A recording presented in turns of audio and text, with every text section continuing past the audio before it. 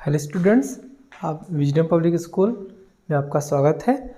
आज हम पढ़ेंगे कक्षा 8 का प्रश्नावली 1 का तीसरा प्रश्न। इसके पहले हम पहला दूसरा पढ़ चुके हैं। आज हम तीसरा प्रश्न पढ़ रहे हैं। तीसरा प्रश्न है सत्यापित कीजिए। सत्यापित का तात्पर्य सिद्ध करना। सत्यापित कीजिए -x bracket x minus x equal x अर्थात -x ब्रैकेट में कोष्ठक में -x बराबर x। इसको हमें सिद्ध करना है कि क्या इसके बराबर ये होता है। आप इन दोनों यानी LHS और RHS को देखिए, क्या दोनों ये बराबर होते हैं। इसी के आधार पर हमें सिद्ध करना है। हमें x की वैल्यू दी गई है, जैसे कि आप पहला प्रश्न है x का मान 11/15 दिया गया है। दूसरा प्रश्न है x का मान है -13/17। चलिए हम हल करते हैं सत्यापित के आधार पर। तो x का मान है 11/15। आप इसके आधार पर हल करेंगे तो x के आधार माइनस x इक्वल आपका होगा x। तो x का मान हमें -11 रखना है, तो आप लिखेंगे माइनस फिर -11/15 बराबर x का मान है 11/15। ठीक, अब क्या है, माइनस और माइनस हमारा प्लस हो जाता है। तो 11/15 बराबर 11/15, ये दोनों आपके बराबर हो गए। तो ये हमारा बराबर हो गया, तो इसका वैल्यू हमारा क्या होगा 11/15। ठीक, इसी के आधार पर चलिए दूसरा प्रश्न हम हल करते हैं। दूसरा प्रश्न है -13/17। ठीक है, दूसरा प्रश्न हमारा क्या है, दूसरा प्रश्न है x बराबर -13/17। ठीक, इसको चलिए हल करिए। हल करने की प्रोसेस हमारी वही रहेगी, जैसे कि -x बराबर x। तो अब हम क्या करते हैं, -x माइनस बराबर x, इसी के आधार पर हम मान रखेंगे। ये माइनस पहले से है, तो माइनस फिर एक माइनस है -13/17 ब्रैकेट, इसके बाद हमारा -13/17। माइनस और माइनस प्लस हो गया, प्लस और माइनस पहले माइनस लगा लेते हैं, माइनस माइनस प्लस 13/17 बराबर -13/17।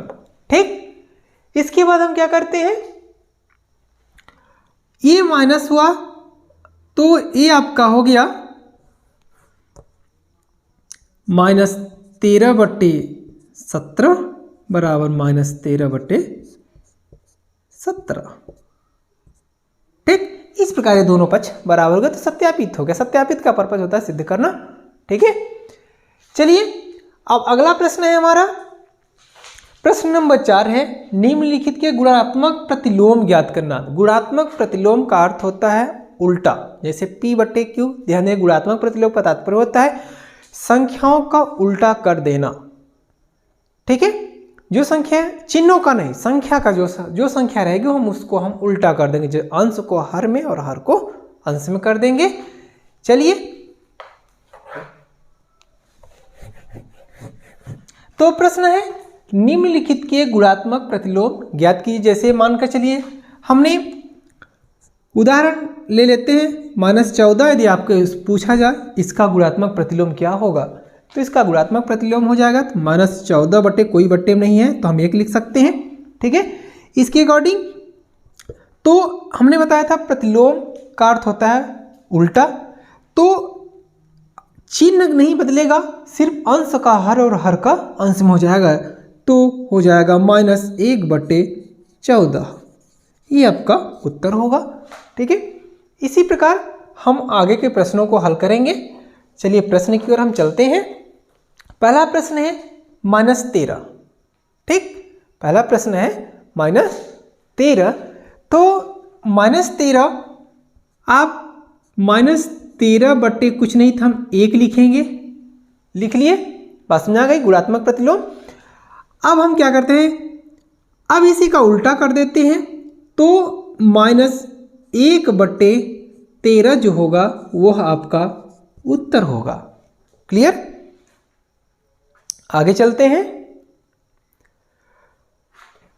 दूसरा प्रश्न है -13 बटे 19। इसमें पर अंश और हर दोनों है, तो इसलिए अलग से संख्या नहीं लेंगे, बटे में कुछ मानना नहीं है। इसके बराबर उल्टा कर देते हैं, तो -19 बटे आपका हो जाएगा 13। ठीक है, -19 बटे 13 आपका ये हो जाएगा, ये भी आपका आंसर हो गया, गुणात्मक प्रतिलोम। इसके बाद 1 बटे 5 लिखा हुआ है, तो 5 बटे 1 कर दीजिए, या 5 भी कर सकते हैं। ठीक, अब इसको हमें पहले हल कर लीजिए। माइनस माइनस प्लस हो गया, तो 5 में 3 का गुणा 15 बटे 8 का पहाड़ा पड़िए 7 बार, 7 × 49, 7 × 8 56। तो 15 बटे 56 का उल्टा अर्थात प्रतिलोम क्या हो जाएगा, 56 बटे 15। ठीक, इसी प्रकार हमारे प्रश्न होंगे, और आप उसी के आधार पर आप लोग और प्रश्नों को हल कर सकते हैं। प्रश्न इतने थे।